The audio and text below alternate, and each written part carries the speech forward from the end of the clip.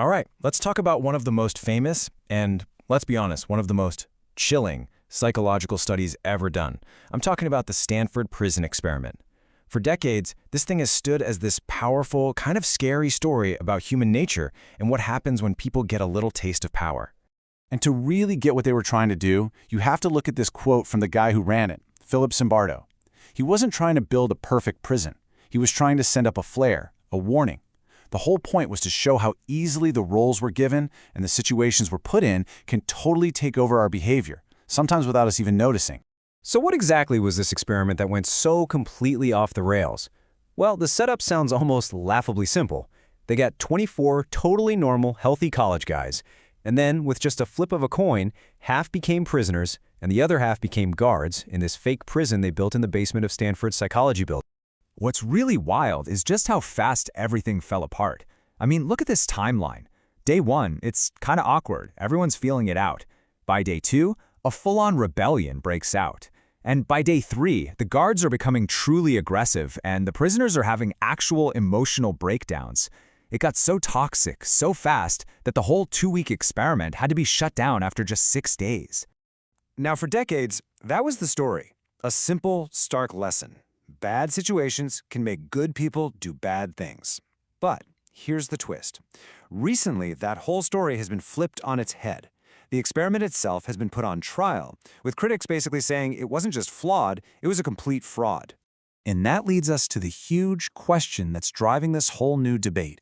Was this famous, landmark study something that's been in psychology textbooks for 50 years? Was it all just a lie?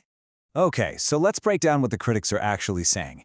The accusations are pretty serious. They point to evidence that the guards were basically told to be tough, that the most famous emotional breakdown from a prisoner was actually faked so he could get out, that the cruelest guard later said he was just acting a part, and a big one, that the study never really faced the tough criticism of a peer-reviewed journal when it first came out.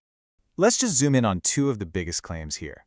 First, this idea that the guards were coached. There's a tape where someone on staff tells a guard to be tough. Zimbardo's response: he says the instructions were super vague, be firm and active, but not cruel. And his biggest piece of evidence is that the guards all acted differently. Some were tyrants, some were fair, and a few were even good guards, which he says proves they weren't just following orders. Okay, now for the second claim, the faked breakdown. A prisoner years later said he was just acting to get out. Zimbardo pushes back on two things. First, ethically, if you think someone is having a breakdown, you have to treat it as real. And second, he points out that this same prisoner's story has changed over the years. He once called it the most upsetting experience of his life. Look, the debate over the experiment itself is fascinating. You could go down a real rabbit hole. But whether you think it's a flawed classic or a total sham, it pushes us to ask a much more important question. What can this whole mess still teach us about power? And to really dig into that, we can use a more modern idea from psychology that actually does a great job of explaining what we see in the Stanford experiment and, frankly, what we see all over the world. It's called the power paradox. So this idea comes from a psychologist at UC Berkeley named Dasher Keltner. And the paradox is basically this. The way we get power is usually by being good to other people, by being empathetic, by cooperating, by helping the group. But the weird thing is, the moment we get that power, it's like a switch flips in our brain and those very skills start to disappear. You can kind of see how it works in this cycle. Step 1, you gain influence by being a great collaborator, you listen, you care. But then comes step 2.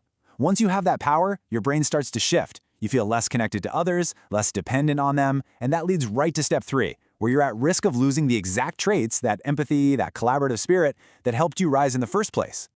Keltner's work totally reframes how we should think about influence. It's not about dominance or control. Real, lasting power, the sustainable kind, is all about making the people around you better and more powerful themselves. It's about empowering others. So, okay, that's a great theory. But how do we take that idea and actually use it? How do we take it out of the textbook and apply it in the real world, where the stakes are incredibly high? This is where we make that jump, right? From the lab to leadership. It's about realizing that the power paradox isn't some abstract concept for academics. It's a real, fundamental challenge for literally anyone who holds a position of authority. And if you want a perfect real-world case study for why this matters so much, just look at a place like IAS Gurukul. This is a coaching academy in India that gets people ready for the country's elite civil services. And these aren't just any jobs. The people who pass these exams become top administrators who will have significant government power. For them, the power paradox isn't a theory from a book. It is the central challenge of their entire career. Their ultimate test is, can they hold all that influence and not lose the empathy they need to actually serve the public? So this gives us a much more nuanced way to look back at the whole Stanford story. Maybe the big takeaway isn't the simple bad situation makes good people do evil things. Maybe it's something more subtle and more important, that the very experience of having power changes our psychology. It changes how we think, how we feel, and how we see other people. So in the end, it's not that power simply corrupts. It's that it creates this paradox that can make us lose the very best parts of ourselves. Which leaves us with a really big question for all of us in our own lives. Knowing this, how do you solve it?